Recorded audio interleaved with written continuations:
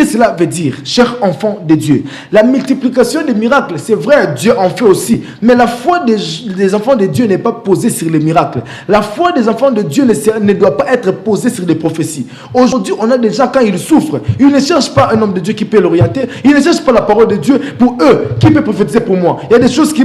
D'ailleurs, j'évangélisais un jour dans notre quartier et j'ai trouvé une maman qui me dit mon fils, j'ai beaucoup de problèmes. Est-ce que dans votre église, il y a des voyants?